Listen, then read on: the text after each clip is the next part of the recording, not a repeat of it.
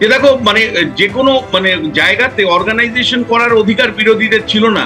এই যে কলেজগুলো দেখো, মাত্র যাদবপুর সমেত দুই একটা কলেজ বিশ্ববিদ্যালয় বাদ দিলে তৃণমূল ছাত্র পরিষদের বাইরে কোনো মানে ছাত্র সংগঠন গড়ে তোলার অধিকার কারো ছিল না।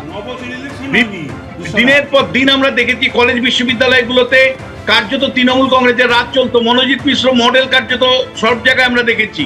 আর স্থানীয় স্তরে যে নির্বাচনগুলো, পঞ্চায়েত, পুরসভা, আমার বইগুলো তোমরা দেখবে যে কিভাবে বিরোধীদের উপরে অত্যাচার নামানো হয়েছে দিনের পর দিন, এবং কিভাবে নমিনেশন পেপার সাবমিশন করতে দেওয়া হয়নি, মনোনয়ন পত্র সাবমিশন করতে দেওয়া হয়নি, যারা যে কয়েকজন বা প্রার্থী জোর করে দিয়েছে তাদেরকে প্রচার করতে দেয়নি। প্রচার যদি বা করেছে ভোটের দিনকে কার্যত একতরফা ভাবে ভোট মানে প্রক্সি ভোট মানে ভোট লুট করা হয়েছে। আবার যদি কাউন্টিং সেন্টারে যাচ্ছে তাতেও ব্যালট পেপার গিলে খাচ্ছে। এই ছবিও তুমি দেখেছো পশ্চিমবাংলাতে। ফলে তৃণমূল কংগ্রেস যদি এখন মানে গণতন্ত্রের পরিসরের দাবি করে, এটা কিন্তু মানুষের কাছে হাস্যকর মনে হবে। গত 15 বছর তৃণমূল নেত্রী মমতা বন্দ্যোপাধ্যায় যেভাবে গলা টিপে মেরেছে বিরোধীদের, তারপরে তৃণমূল কংগ্রেসের কিন্তু নীতি নৈতিকতার জায়গা নেই যে এই গণতন্ত্র চাইবার। কারণ আপনি গণতন্ত্রটাকে হত্যা করেছেন। দিনের পর দিন কিভাবে দক্ষিণ 24 পরগনার রাজনীতি মানে বিরোধীদের রাজনৈতিক পরিসর আপনারা কেড়ে নিয়েছিলেন। দক্ষিণ 24 পরগনায় একটা বিরোধী রাজনৈতিক কর্মী কাজ করতে পারতো না।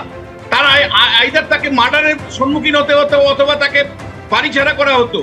দিনের পর দিন আমরা এটা দেখেছি যে টলিউডে যারা কাজ করতেন, যদি সামান্যতম বিজেপি ঘেঁষা বা অন্য কোনো রাজনৈতিক ঘেঁষা হতো তাহলে তার কাজ মিলতো না।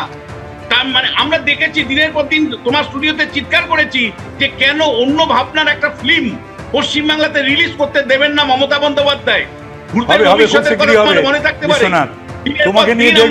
সেই প্রশ্নগুলো যে দিনের পর দিন বিভিন্ন ভাবনার যে সিনেমাগুলো সেগুলো উনি রিলিজ করতে দিত না।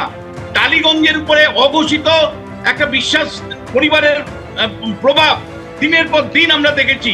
এবং যারাই বিরোধী রাজনীতির সাথে যুক্ত ছিল তাদের কাজ মিলতো না, তাদের পেটে গামছা বেঁধে থাকতে হতো। এই ছবিটা মমতা বন্দ্যোপাধ্যায়কে বুঝতে হবে যে যে ধরনের অগণতান্ত্রিক পরিবেশ আপনি তৈরি করেছিলেন, সেই অগণতান্ত্রিক পরিবেশের জায়গা থেকে একটা গণতান্ত্রিক পরিসর যদি তৈরি করতে হয়, সময় দিতে হবে বর্তমান সরকারকে, সময় দিতে হবে এবং সবাইকে সহযোগিতাও করতে হবে। প্রত্যেককে সহযোগিতা করতে হবে।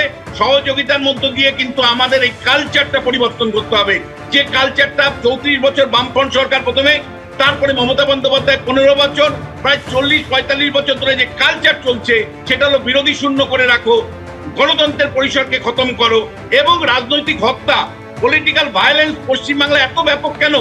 যে কোনো কিছুতে পলিটিক্যাল ভায়োলেন্স সিন্ডিকেট রাজ যেভাবে কায়েম করা হয়েছিল, ফলে সেই জায়গা থেকে যদি পশ্চিমবাংলাকে একটা অর্ডারে আনতে হয় তাহলে এই রাজ্য সরকার যেটা তৈরি হলো সেই রাজ্য সরকারকে কিন্তু কিছুটা সময় দিতে হবে এবং একই সাথে তাদের সহযোগিতা করতে হবে। সিভিল সোসাইটির বিরাট রোল আছে। আমি মনে করি যে সরকারের পাশাপাশি নাগরিক জীবনেও একটা বহুত্ববাদী সংস্কৃতি তৈরি করা, তাতে কিন্তু সিভিল সোসাইটির একটা বড় ভূমিকা আছে, সংবাদ মাধ্যমের বড় ভূমিকা আছে। ফলে আমি সেই সমস্ত জায়গাগুলোকে নতুন করে আবার যাতে গড়ে উঠতে পারে, বহুত্ববাদী রাজনৈতিক ব্যবস্থার একটা পরিসর তৈরি হতে পারে, বর্তমান সরকারের সাথে সহযোগিতা এই মমতা বন্দ্যোপাধ্যায়দের করা উচিত। যারা বিরোধী দলের আসনে বসছেন সহযোগিতার বার্তা দিন, তা না দিয়ে আপনি পদত্যাগ করলেন না। কি দৃষ্টান্ত রাখলেন? আপনি মুখ্যমন্ত্রী, আপনি পরাজিত হয়েছেন, আপনি 9টা জেলাতে একটা আসনও পাননি, আপনি গড়ে 28,000-এর উপরে এক একটা সিটে হেরেছেন, তারপরে আপনি কি করে পদত্যাগ করেন না? আপনাদের অভিযোগ থাকতে পারে, সেই অভিযোগগুলো নিয়ে আপনার হাইকোর্টে গিয়ে মামলা করুন, অ্যাপ্রোপ্রিয়েট ফোরামে যান। আমি প্রশ্ন তুলতে চাই, কয়টা জায়গাতে রিকাউন্টিং করেছেন? মাত্র 2টো জায়গাতে রিকাউন্টিং করেছেন। একটা জায়গাতে তৃণমূল জিতেছে, একটা জায়গাতে বিজেপি জিতেছে। কেন আপনারা রিকাউন্টিং করেননি? ইলেকশন কমিশন তো ঘোষণা করে দিয়েছিল এবার যে রিকাউন্টিং আপনাদের করবার এখতিয়ার আছে, মানে আপনারা কেন রিকাউন্টিং করেননি? আর এখন আপনারা মানে অ্যাপ্রোপ্রিয়েট ফোরামে না গিয়ে আপনারা যদি কেবলমাত্র মানে শোরগোল তুলতে চান, আপনারা যদি একটা অরাজক পরিস্থিতি তুলতে চান, এটা সাধারণ মানুষ ভালোভাবে নেবে না।